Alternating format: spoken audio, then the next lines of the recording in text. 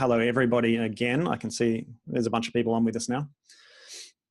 So thank you for joining us today for this webinar. We're going to be talking about the art of customer loyalty, particularly in subscription businesses. And my name is Mat Patterson. I'm here with Krista Atwell.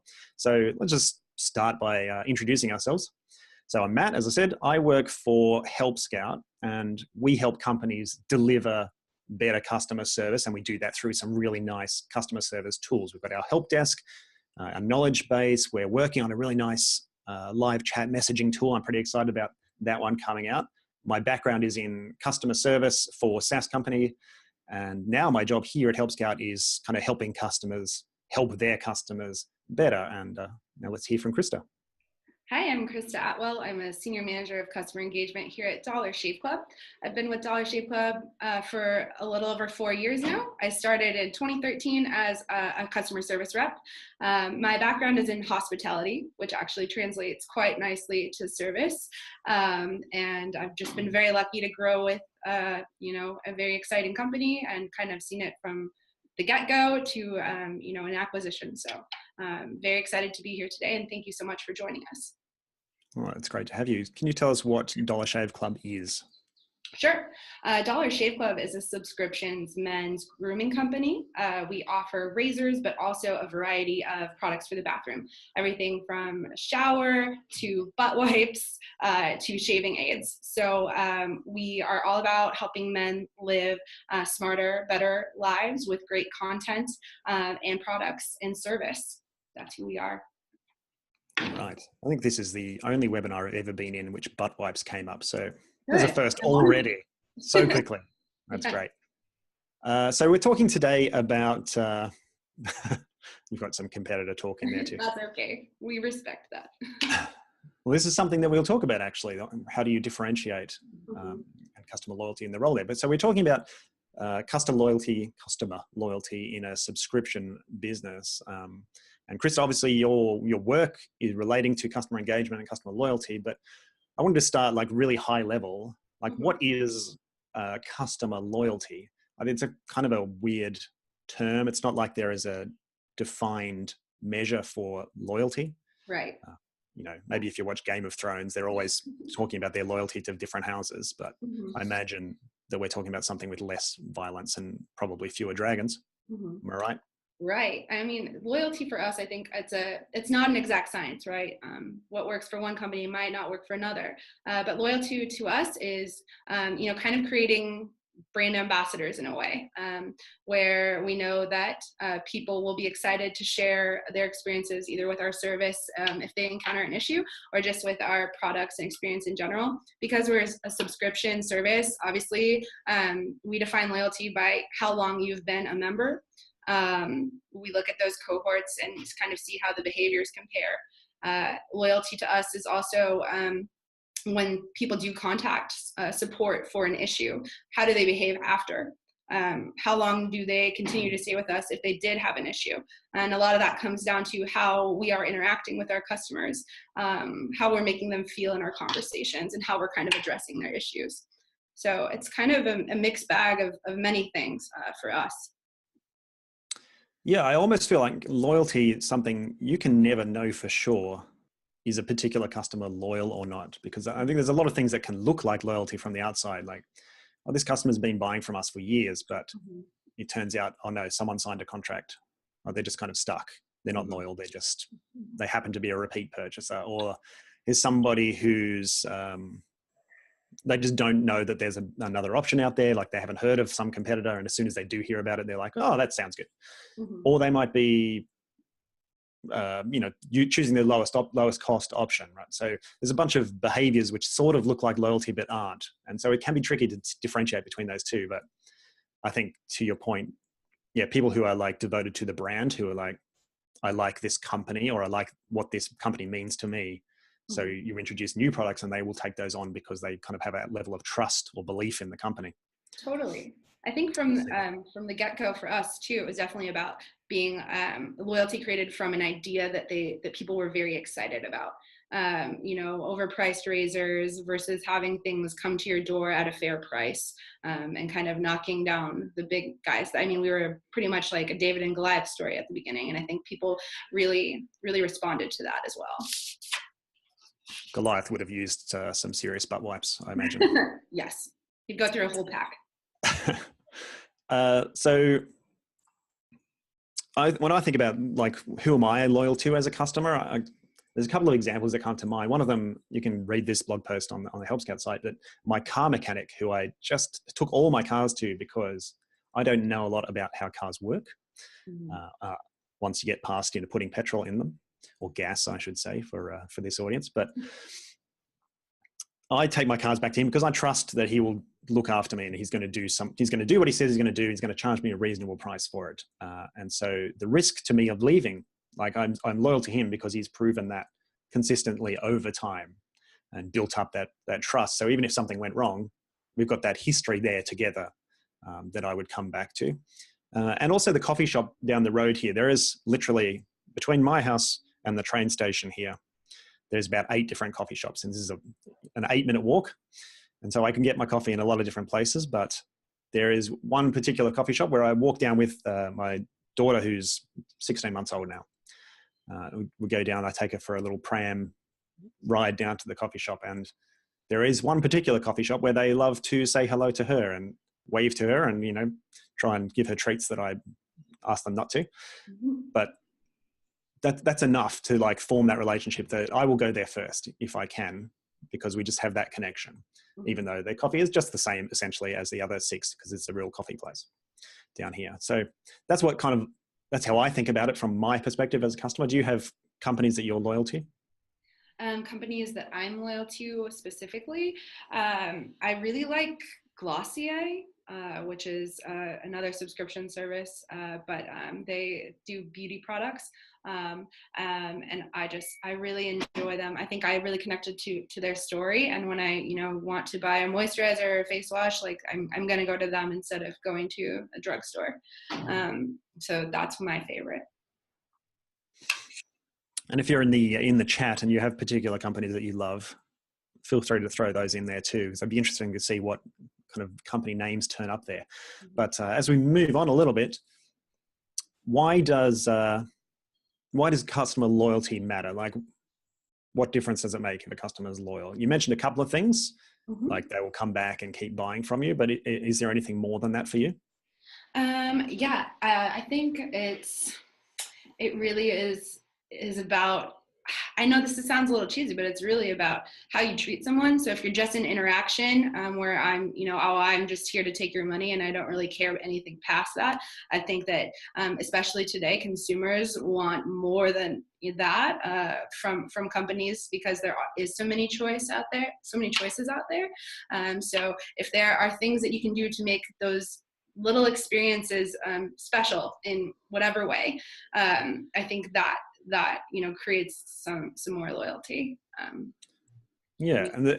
so I think the loyalty it's particularly important for companies like Dollar Shave Club, where the items that you'll sell, they're not the most unique things. Like, people can get equivalents of them. They might not be exactly the same, but they can get a version of what you sell in a lot of other places. And as you say, like in every corner kind of pharmacy or a drugstore, they can find them. They might have to pay more, but the fact that they will come back to you because they're loyal means you're going to hold on to them even when there is a lot of other options. And that's the same for us in a customer service tools.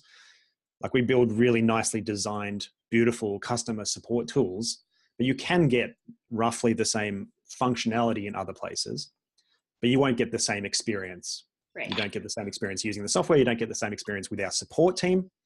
All of that stuff generates people who are like, well, I will come back to you, even though potentially I have other options. And loyalty is like so tested when something goes wrong, right? So that's a crucial moment, and what that experience is and the result of that experience, I think, really shows if that customer will remain loyal to you. They've already maybe lost a little bit of trust, and then the conversation that the support agent has, that either rebuilds it or breaks it forever. Yeah, that's the real test, isn't it? Uh-huh. It can look like your customers are loyal if there's nothing causing them to consider leaving. Exactly. It's only when, when something changes, like a new option comes along, or you change your pricing, or Mm-hmm. you make a modification to a product or a service. Yeah. That's when you find out, oh, they weren't actually loyal at all. They just were happy, and satisfied is not the same as loyal. Right. But for subscription businesses, particularly like you and I, we're both from subscription companies. Like you have a physical retail, like a product that you're posting, Mm-hmm. whereas we have purely online kind of subscription. But in both cases, the fact that it's a subscription means there's like a built-in point of time which they have to decide to continue to keep paying you. Right. And they could cancel, like, it might be a month, might be every month, it might be every year, however it's set up. But for a subscription business, if you don't have that level of loyalty, then every month they go, well, maybe I'll just stop now. Right. I was listening to a podcast yesterday, maybe Sawbones, good podcast, should go listen to that. But just one of the hosts there saying, oh, I've just used this product since I was in school. I just started buying it, and I just buy that brand now forever because it's always been good. It's been consistently good. And that's a very long lifetime value. So for something which is consistently reused, or a subscription business, like if you can hold on to that customer, the lifetime value of that is enormous. And it's so much less expensive to build that loyalty over time than it is to try and constantly be finding new customers to replace ones that you're losing out of that subscription. Right. And so I guess that's your kind of role at Dollar Shave Club, customer engagement manager. So what is that? So it's a lot of things. So first and foremost, I am a people manager. I make sure that all of our guys have the tools that they need to do their jobs well. And when they don't, we will create them. We're not above saying that we do everything perfectly, and we're really able to get feedback from our employees. So that's the first thing. Second thing is when we are making business decisions or rolling out a new product or a feature, I'm really responsible for conveying to our customers these changes and thinking really in advance about how it could affect our member base. What questions might we expect to see? How do we plan for that? What are our communication strategies? And really, setting policies. So a little bit of everything. And I'm also an advisor for our club pros, that's what we call our service agents, on something that we call test and learn. So they devise tests to see how it might affect loyalty or lifetime value. And I'm helping kind of ask questions about, what cohort should we send this to? And I don't want to take credit. They do a lot of awesome work, but I'm an advisor in that way. Okay, so I guess for you then, part of that building loyalty is making sure that the customers who are already your customers, like the people who you've already kind of sold to, Mm-hmm. that you're not just taking their money and then assuming, well, we've got them now, they'll stay forever. It's right. Thinking about how all the things we do in the future are going to affect those people.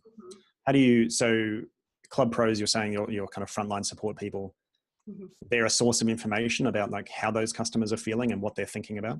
Absolutely. I know that's a very common siloed, service reps in the front line, siloed against what customers are really saying, what people are really thinking about you.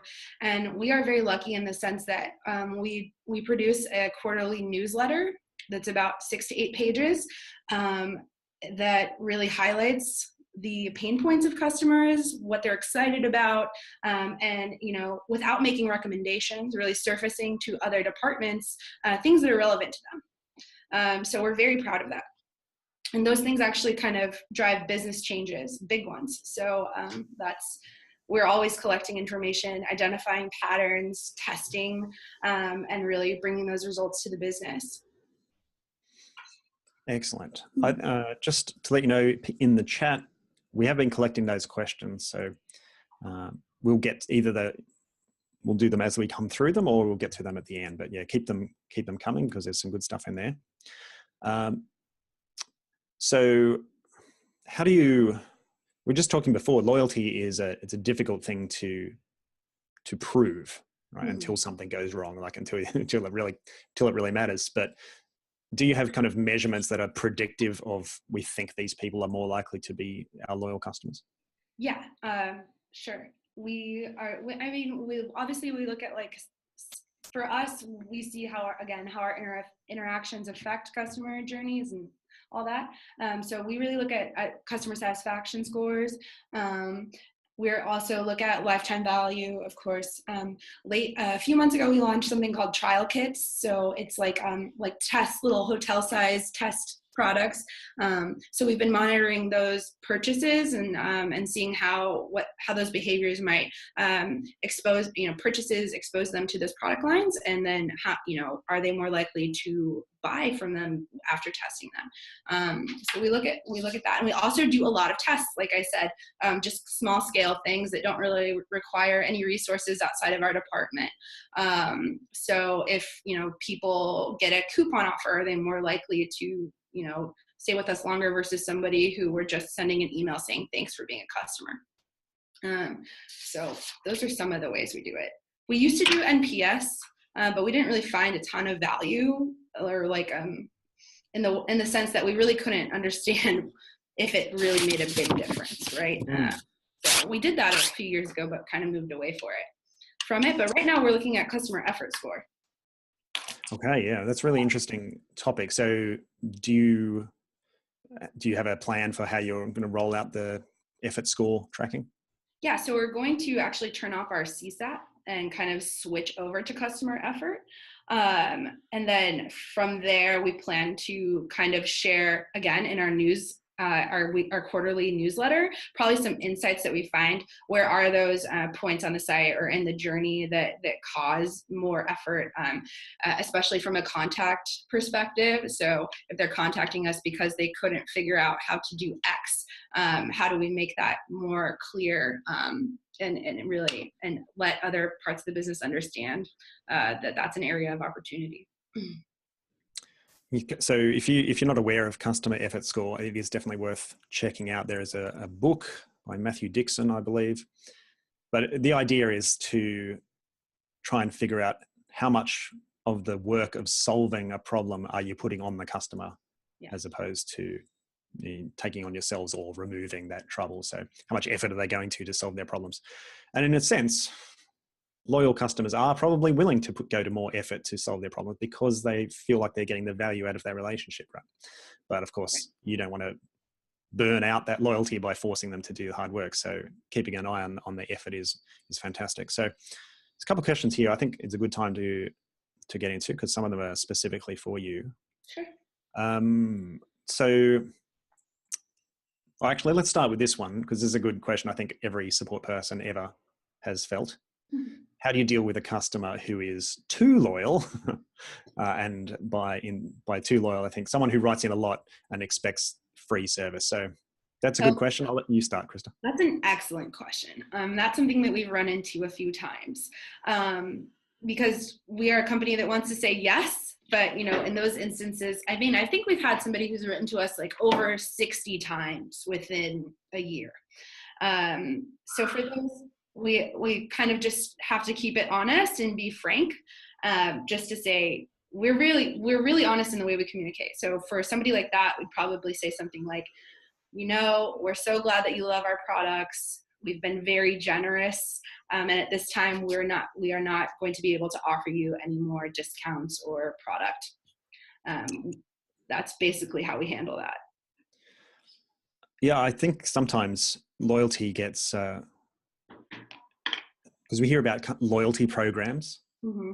Sometimes what big companies particularly mean by loyalty is almost bribery. Like, you will be loyal to us because we will continue to give you this thing, and you will earn these points. Like, people stick with airlines not because it's their favorite airline, but just because, like, I've already got points on there and I'm going to stay.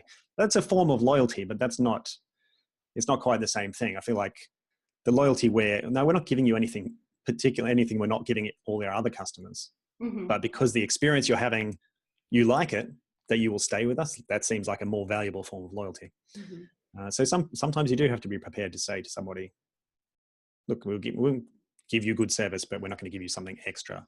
Yeah. Or we can't at this time, right? Mm-hmm. Okay. let's do one more question. So what about, do you have customers, or do you have a kind of a team for this, or maybe you do this in your team, people who've subscribed and then drop off? Do you do anything to win them back? Win them back campaigns. Yeah, we've done a win them back campaign probably since almost our inception, just based on the cancellation reasons. That's something that we recently overhauled on our team as well. As far as we got feedback from club pros, this is pretty outdated, communication, because it is automated. So being able to update that into a more personalized way. To be quite honest, we don't see a lot of conversion from people who, for win backs. But it is always worth the try, just based off of the feedback that you receive, because that's always a true gift, right? No matter how harsh or frank things might be, other people could be feeling that way and they haven't shared that with you. So to be able to ask for the feedback, you have to be open to what you get in return. And that conversation might not end up the way that you'd like, but the way that we've always looked at it is if someone cancels and we make it an easy experience for them, or maybe we refund them if they weren't satisfied, then if we ever come up in conversation, they'd be like, it wasn't for me, but yeah, they had great service, and I don't know, it might work for you. So that's really all that we can kind of hope for in those scenarios. But to answer your question, yes, we do them. They're handled in-house by our club pros, but it's still something that I think there's more to learn, because it's more of a failure than a success, speaking honestly, right now. Yes. Yeah. Well, and I think most win-back campaigns are much the same in that you don't get a lot of those people, because mostly they have reasons for leaving, but there is a lot of value in really understanding what those reasons were. And sometimes it's certainly for me, in my experience in SaaS companies, sometimes it's just the customer is very confused. Yes. Didn't know that they could do a thing that they wanted to do something. They didn't realize they could already do that, and they just needed someone to explain it to them. Mm-hmm. And so they're quite happy to come back once they figure out, oh, actually, I just misunderstood, or I was not, the documentation wasn't great for me, or whatever it was. So definitely worth trying. And a thing that helps Scout, because we have such a content focus, one way that we can stay in touch with customers, even though after they, for whatever reason, their particular needs change in the company they're in, and Help Scout is not a good fit for them at that stage, but we can stay in touch by still sending them useful information about customer service from the content side. And so that they just retain that awareness. And we find a lot of people who, they're at a company, it switches to another product for whatever reason, might be perfectly legitimate reasons to choose another product, but then they leave that company, they go somewhere else, and they'll go, oh, and I'd love to use Help Scout again. And so they bring us with them in that way. And so that's a really valuable way to keep in touch through having something which is useful. And I imagine Dollar Shave Club, people will still watch the commercials and kind of look for the entertainment value of the brand, even if they're no longer using the product at a particular stage. Right. We also have like a full content website, an editorial site called Mel. So that's right. Yeah. We provide that in that way. So people might still be reading those articles or subscribing to that newsletter. Absolutely. So there's ways to kind of keep in touch with them. Mm-hmm. So I just want to talk a little bit about something. What are the most important factors for getting those customers to keep coming back for you, do you think? Well, number one, if you can avoid any interruption in service or any problem, obviously that's, but it's again, if someone, so for us, we're subscription delivery. So if their delivery is late and they are, using their last blade like that, we've, disappointed them. We've let them down on our promise of convenience. So how do you course correct that? How do you rectify that? If people have to go out to the store and buy a disposable when they signed up for something that is supposed to make that not a decision they ever have to make again. So really, I think a lot of that just comes from how you're communicating and how you're empathizing. There's such a difference when I'm hiring people. I usually ask the question, what's the difference between empathy and sympathy? That's a question I ask all the time, because based on their answer, I'll probably, it helps me determine if I want them on our team, because you have to empathize with people, even if they are very upset, just to understand the emotion, and then you have to do your best to make it right. And fortunately, we work at a company where we can say yes, where we are able to overnight something if absolutely necessary, so they can get it in time for their business trip. But sorry, I think I rambled a little bit. No, that's good. You've kind of run into another question there from Brandon, which was, how do you deal with a customer who's made a mistake? It's their fault, but they want a refund anyway. And maybe you had no relationship with them before. Well, that's a pretty familiar, I think, for anyone in support. We've encountered folks like that.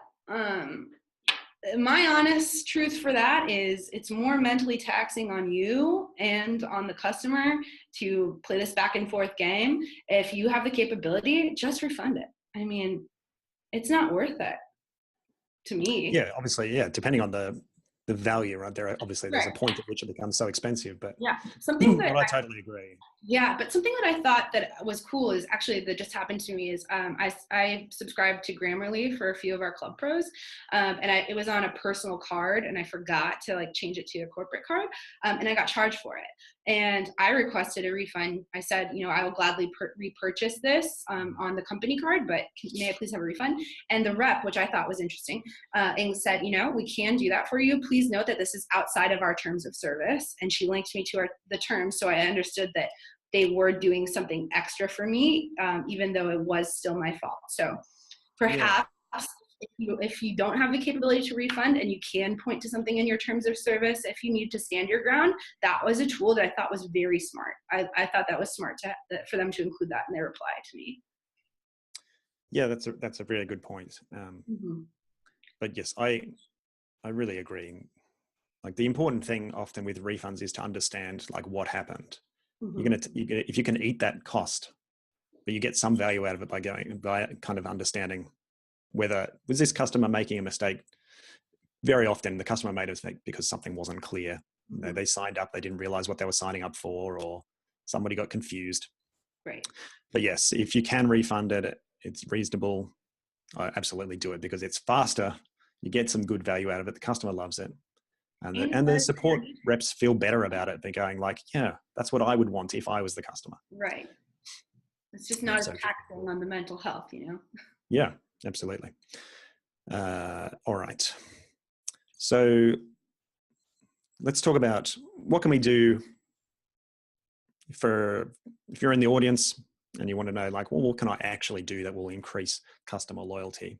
I think we've covered a couple of things there, which is one, you've got to have whatever product or service you're selling, like being consistent and reliable and actually delivering that. That's obviously the baseline. If you can't do that, then all the rest of it doesn't really matter. But if you can only win because you're the lowest cost, then somebody's probably going to be the lowest cost below you at some point, and so then you're in trouble. But do you have some other kind of quick wins or things that people could go back now? They're in this webinar, they're going to come back and say, hey boss, I've just solved all our problems because I'm going to do these 3 things. I'd say test. If you have the capability, you have the data, test some stuff. You have record of every interaction you've ever had, and you're categorizing them. So, think about some things that you want to try. I can talk about a few that we've tested, some that have worked well, some that haven't. We hand wrote a bunch of notes for customers and put them in their box, half of them with a coupon, half of them without a coupon. And we tracked, the repurchase rates or, redemption rates of those coupons. Awesome. We did an email campaign for a chat happy hour. Come chat with us at this time and we will, give you a coupon for a product. That didn't work so well because of the timing. We sent the email the day before. We learned, that really wasn't enough time. If there's ways where we can just start testing that while we're already having the conversation versus trying to bring them in. Shout out to Kat for that project idea. But I think just if you have the freedom, test some stuff and see what you find, because those insights, you can bring them to the business. Another example I can give is, we found that people were writing in at like 7 months saying, oh, my handle's getting kind of gross, it's been sitting in the shower. So we started an email campaign just in our department, really like simple HTML thing saying, hey, you want to purchase an extra handle? And we sent it at the 6-month mark. It was so successful that they implemented it as a touch point in the customer journey. So there's lots of things. It doesn't have to be a huge test. It could be very grassroots and kind of guerrilla, but you guys are all so creative and you know what your customers like and don't, or what your business objectives are. Test, use your guides. Yeah, and that's a perfect example of using that information source that is your support people, who probably have heard that same thing from 100 different customers, like at around the same time, and just need to be given permission and freedom to make that suggestion or to try that test. Right. So yeah, if you're running a team, then yeah, you probably find there's a bunch of these ideas already in existence if you just empower your support people to actually be able to do something about it. That's a really good point. Kind of things that I started thinking about, like what creates loyalty and what kind of destroys loyalty. Right. So, and of course, some of them are just going to be the opposite of each other. But I think let's start with like what ruins customer loyalty. And I think about, when you're using a product or you're buying something as a regular customer and you go on there and there's like a special deal that's only for people who are not customers, like you can get 75% off, but if you're a new customer, that's so annoying. Like, but I'm the one who's already given you lots of money and I kind of getting punished for being loyal. That kind of thing sucks. Or where you get worse service the longer you've been with a company because they are less and less worried about you leaving. That kind of thing can damage it. Or when you get a salesperson or an account manager who only ever talks to you when it's coincidentally just about renewal time. Yeah. So these are kind of things like you thinking about customer experience. But a lot of what you're saying, Krista, is about the value of the people on your team who are talking to customers. Correct. So I want to just get in, we're going to kind of wrap it up in a second and we'll have some question time if there's any other questions. But for people who want to kind of start a customer engagement team or build up their team, what advice do you have for them? So use your tools, set up reporting, even if it's very rudimentary. If you have some KPIs, and just start collecting data, because you can always look back on it the next year and really see whatever changes have occurred. Talk to other departments, leverage your relationships with other people to understand, what their goals are and see how you can report on it. That can kind of help break those silos. And if you're working together on a loyalty initiative, or like maybe with your acquisition marketing team, creating those relationships is really important at the beginning when you're starting a team. So you can show my team adds value. If you let us know what you need, we can give that to you. And also just get your support team invested. Make it enticing. You want, like, I always like looking for people who aren't going to be satisfied just writing emails or answering Facebook messages all day. You really want people who are hungry and are curious. But as far as tying back to loyalty, it's all about the policies that you put in play and how you communicate with your customers. So make sure that you really understand your brand voice and how you want to treat and talk to people, because that your first interaction with them, that sets the tone for the rest of your relationship. Absolutely. And then those customers come in with a certain expectation based on the marketing they've seen or what they've heard from another customer of yours, whatever it is. And if you kind of reinforce that with the way that you support the customer, then you're kind of already starting to build that relationship. Like, you can trust us because how we appear on the outside is how we treat people on the inside too. Whereas if there's a mismatch there, that's when you can start to break down like, no, it's just another boring company. Mm-hmm. Very cool. So there's a couple of questions here that we might just go through now, unless you had anything else you wanted, any other pro tips for creating loyalty? I think, I mean, I know I've been talking a lot about insights, and maybe people are like, well, how is that related to loyalty? But for me, it's just like the more that you can learn about your customers, the more that you can test, and the results of those tests will surprise you. I guarantee it. So that's why I'm talking so much about that. If people are like, what? So. Yeah. Yes. In the same way that your family relationships, like you have closer connection to people who understand you. Right. You're like, well, we can talk differently because you know who I am and I know who you are, and we kind of have that shared history. And so you can do the same thing with your customers. Mm-hmm. But let's roll into just a few questions there. If you've got other questions, now is a good time. Throw them in the chat, and we'll try and work our way through for the next few minutes. I'm going to go and scroll back a little bit here and find some. So yes, there's a question there that you at Dollar Shave Club, you've dropped NPS. How are you classifying your cohorts for customer effort? Like, how are you breaking that down? Oh, for customer effort. So we're actually just about to turn that on. So I won't be able to share too much about how we're classifying those cohorts, but I'd imagine what we're going to be looking at is so we use Zendesk for support. So we'd probably look at my types and link those to the customer effort score. So what are those my types with the lowest effort score? Okay. And then drilling into those and seeing, is it, a point on the website? Is it not, do we not have a self-service article that's really addressing that, and it's resulting in the contact, which is taking them longer to solve their issue? So that's probably how we'll start kind of breaking things down and really diving into that data.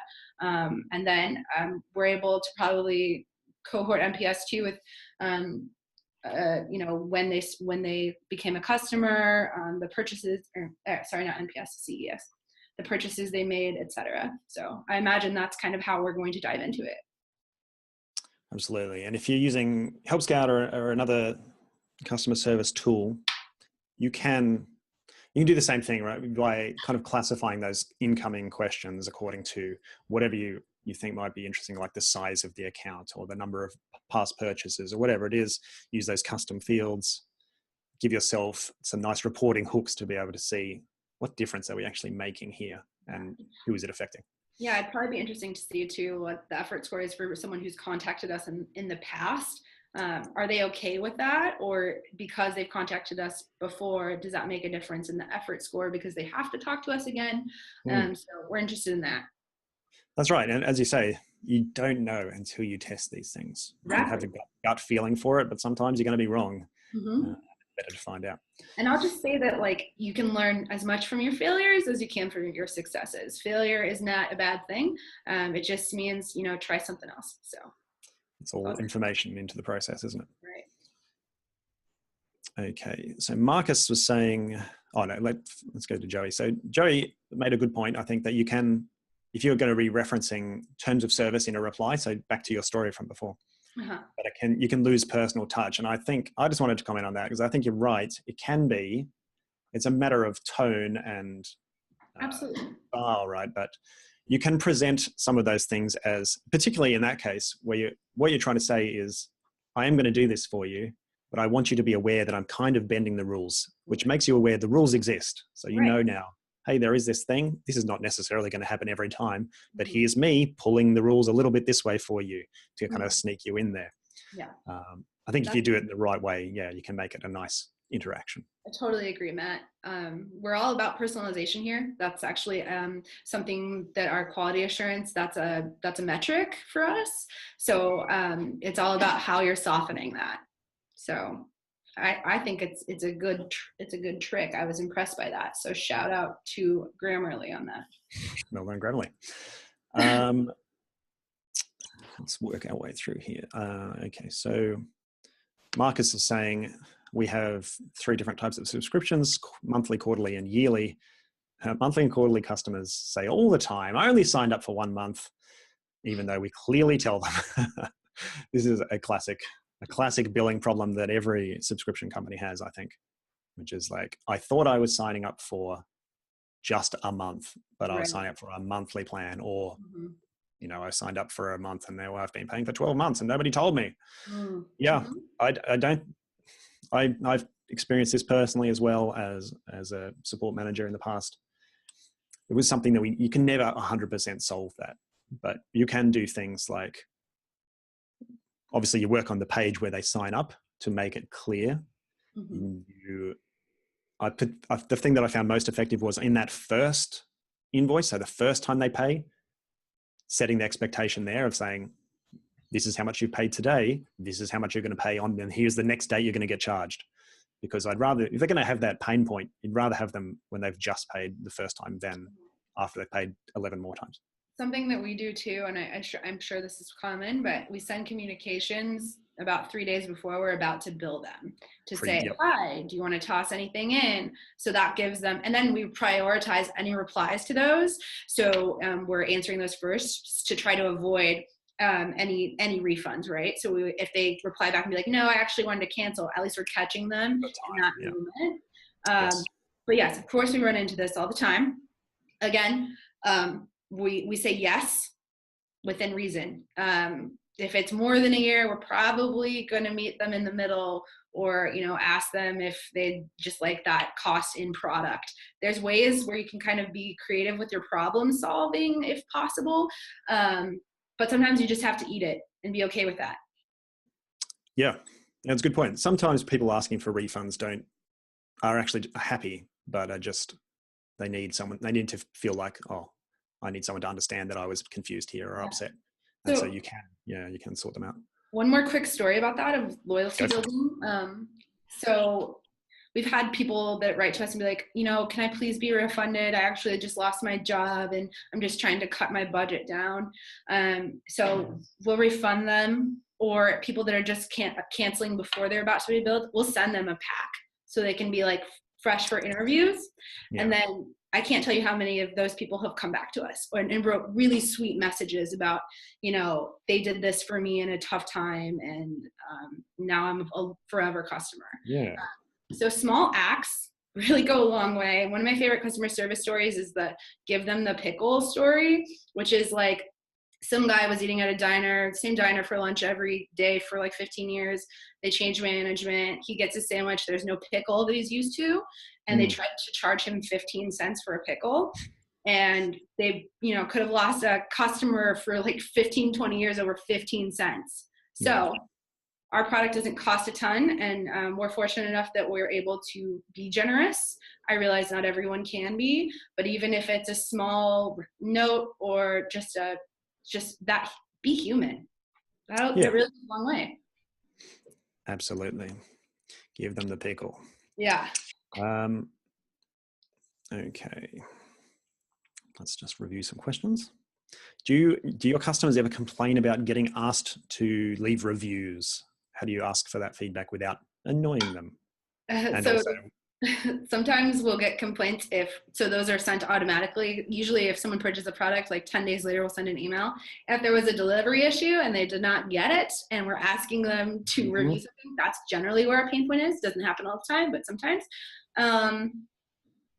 That's a tough one. I think some people, but that's how we do it. I mean, I don't know what this person's strategy is, but sometimes our emails will just be like, hey, how'd you like it? And it kind of invites them to review it without being like, please leave us one, so. Yeah. And part of the question was there, how do you do it without only asking loyal customers? And I think we've kind of covered a little bit of that, in that you should also be asking for feedback when people leave. Yeah, that's a beautiful time for feedback, because that's when they care the least about upsetting somebody. And so they're more likely to tell you just like, because this sucked, whatever it was. So a question for Help Scout, that'll be me. Besides the great and consistent SaaS product, thank you, what is the key area of focus to increasing customer loyalty? How do you guys measure loyalty? So that's a good question. How do we measure loyalty? Obviously, we're looking for the customers who stay with us, but we're also looking for growth in those customers. So the customers who are really successful with Help Scout are the ones who are like, we're so successful now, we need to add more people into our customer facing teams, or we're adding new accounts for other parts of the company. So that's a pretty good measure of loyalty. And retention, obviously. How do we increase it? I think what we try and do is we try and think about our customers according to their different needs. So very small customers, often they're so busy, it's a very small team.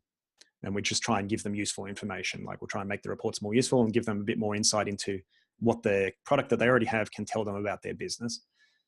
As you get into larger customers and you're dealing with bigger teams, they have different challenges. And so those people need some different advice. Like they might need, from a content perspective, they might need to understand, like, how do I set up my team in a way that is going to be more effective as I scale? So they have different challenges. And so we just think about our different kind of groups of customers and their different stages of life that those customers are at, and try and provide them with something useful in terms of how to use the product better, how to set things up, how do other people who are like me use this product more effectively than I am at the moment. And then as you get bigger, you get more personal contact from somebody on our kind of accounts managing side of things to get in there and say, hey, let's look at your account and see, what are you doing and what could you be doing better, and how can we help you solve some of these problems that you're running into now because you've got to this stage of life. So there's a ton of different things you can do. And I think trying not to treat everybody the same, but thinking about where those people are and what is helpful now is really useful. Yeah. Oh, can we address I like this, +1 for how to be unobtrusive when asking for feedback. That I like that. The best channel that I like to ask for feedback in is in chat conversations, because it's obviously, it sounds more conversational. That's part of our process. If someone's canceling, we usually are like, sorry to see you go. We can definitely take care of that for you. Any feedback you care to share with us while we handle that. So just like weaving it into kind of a casual line is kind of more easier in a live environment than in maybe an email. But for us, our brand voice is pretty casual anyway. So when we're asking for feedback, we keep it pretty simple. Any feedback you care to share, we're all ears. We're all about improvements over here. So if there's anything that you'd like to share with us, we'd love to hear from you. So hopefully that helps a little. Definitely. And so there was a question from Jacob, and I might need a little more context on this one, Jacob. Is there any way to resend a message to a customer? So I'm not completely sure which that's in reference to. Is that a support message or a marketing message? If you can pop in the chat, Jacob, you can let us know. Yeah. And there's some props there for mystery tackle box, which is a phishing thing. I'm just guessing. I don't know what that is. Sounds like it. Sometimes the words mean different things in different countries, so I'm not going to go into that one from an Australian perspective. Do we make the audio available in podcast format? That is a good idea. We do record this, so as we're wrapping up now, I'll go into that a little bit. So this recording that we're on that right now will be available. So we will email that out to you. I think we're going to put together some of these tips and advice as well into a bit of a PDF and send it out to you as well. So some good practical stuff in there, and also a few additional links and some things that you can read. Goes into a little bit more detail. But making the audio accessible. We have done that a couple of times, and that's a good idea. We should continue to do that. Just to answer this one last question from Nico, my team's about 120 people. We've got about 25 in our HQ office here in Los Angeles, and the rest third-party partners in Oregon and Denver. And we have about 4 million members today. 4 million. That is a lot of bathroom usage. A lot of shaving. Okay. Yes, indeed. I agree with Nico. And what about calculating lifetime value? Well, I mean, for us, in terms of predictive, there you go, Cecilia's on it. Thank you, Cecilia. The audio will be up for you. And you can see past ones there and some of the other videos we've done there too. Lifetime value, obviously, we know how much we can work it out retrospectively, like how much has this account actually spent with us over time. But we do also have a good data analytics person on the team here who is trying to calculate based on past experience and people who have signed up of the same size, and we can kind of predict growth over time. And so we can estimate the expected lifetime value of a customer based on the behavior of similar customers. And so obviously the things that drive for us the value are which products you use and what level of plan you're on and how many people you add to your account. That's probably the biggest shift in how much a customer value will change over time, is how much do they expand their usage of our products over time. Krista, who do you use for, like you mentioned, you've got some third-party support there. Do you want to mention who they are? Sure. You don't have to. Actually, I'd rather. Trip, you can private message me on LinkedIn and I'll tell you. There you go. But they're great. We really appreciate it. Yeah. On that topic though, if you're interested, I did an article on outsourcing customer service the right way. Right. Which you can, and which does mention a few names of companies that I personally talk to about how they do it and what makes a good connection and how you can find the right one for you. So we'll dig that link up as well.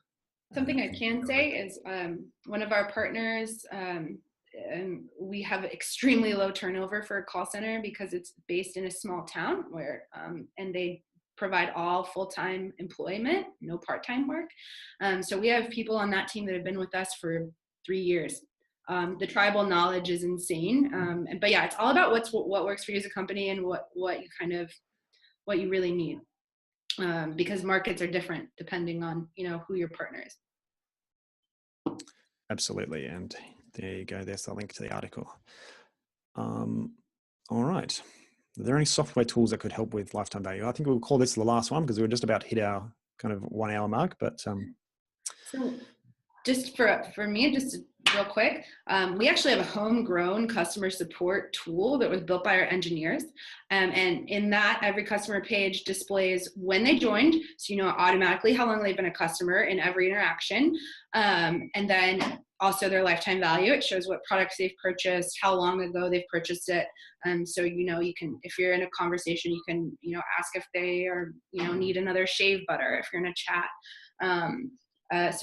But I'll let you take that one, but I just wanted to say that. And one more little tip that I wanted to share is just in your interactions, thank them for being a customer, thank them for supporting your business. It goes a long way. And people might not be expecting it. So if you can swap your sorries for thank yous, that's another thing that I think is important. Instead of sorry that happened or sorry to hear that, thank you so much for surfacing this so we can fix it. That it changes kind of the conversation and how they might feel. That's a really great tip. I think it's something that we don't do enough is just recognizing loyal customers.